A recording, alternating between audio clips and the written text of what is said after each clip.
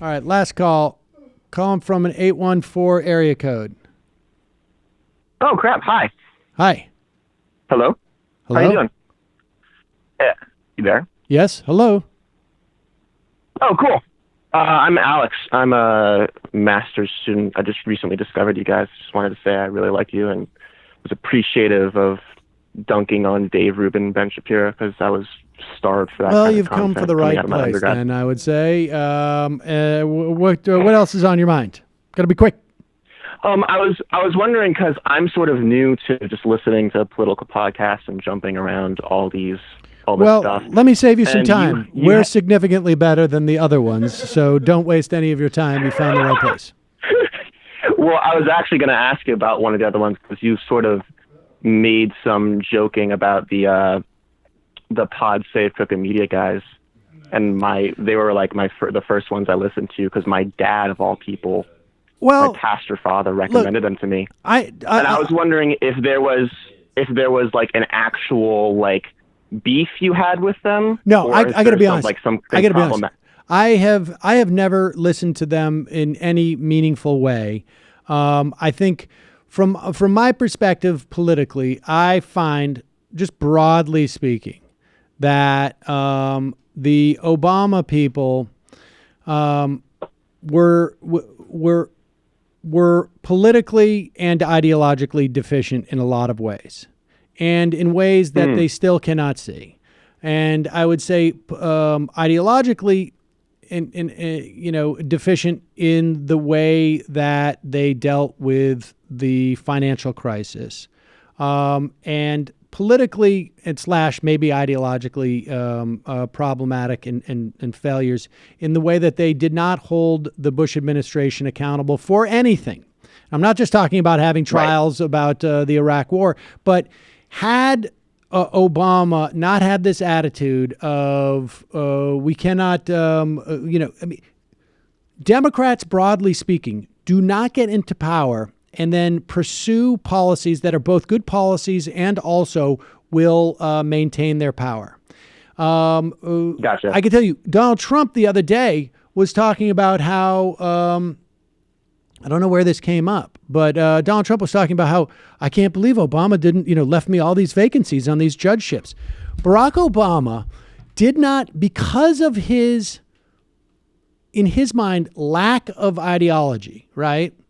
He does not see the importance of fulfilling the federal judiciary in a way that someone who understands how Republicans and conservatives will. That was not a priority for them. And they did leave a lot of those. I mean, it's just a fact.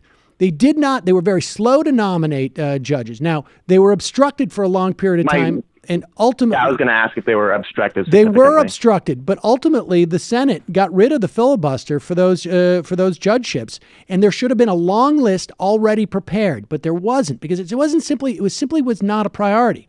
I will also tell you that from a political standpoint, and I'm jumping all over the place here because this is just off the top of my head, the Obama people, in the run-up to the 2008 general election, they basically put out the word for funders across the board: you do not give money to outside groups. You do not give money to outside groups. There was a lot of people who also wanted Obama for America to be spun off. They kept it in-house. They basically quashed it. They did not want there to be grassroots power.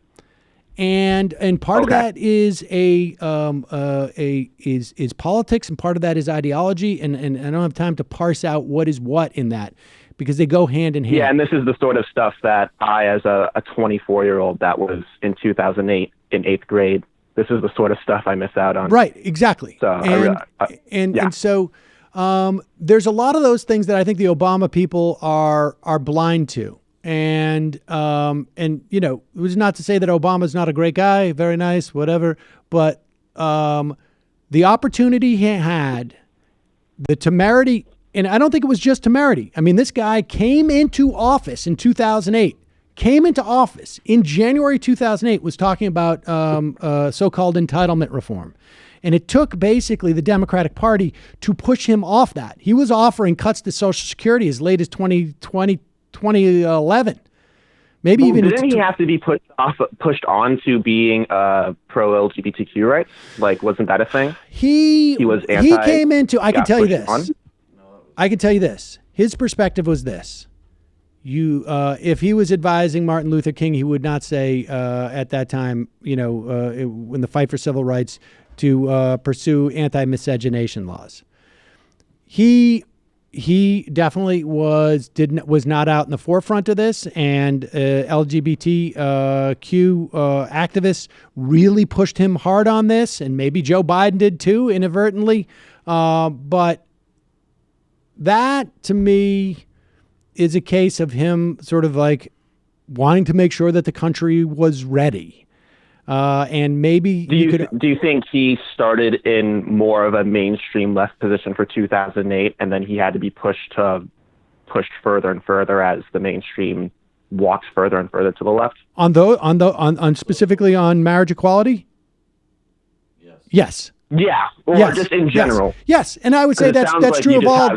That's general issues with how he approached some things. Yeah, that was true of all Democratic leaders when it comes to that issue. But on economic ones, yes, and his support for the TPP, his relationship with the banks, his perspective on the knowledge that the elite in this country possessed, I think. Was all part and parcel of who he was. And so he can't make certain critiques that I think were missing. And the party is moving, it's way to the left of where he was at that time. And in part because of him, I think, but because of a reaction to him.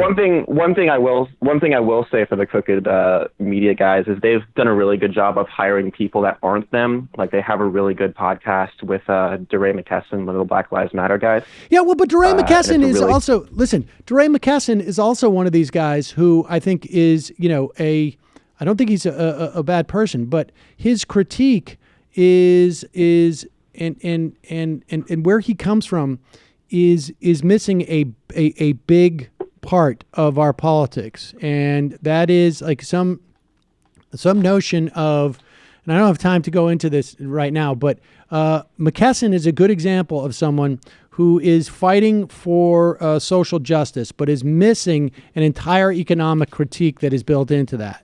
And so that's for another day. But yeah, I mean, as a media enterprise, I like some of the people they've hired. Check out my show for impressions of all crooked media programs. I've heard all your impressions of them. Yeah. Yeah. All right. That's part of why I was listening. Is like, does he hate them, or are they just poking fun? All right. Appreciate the call. Both. John.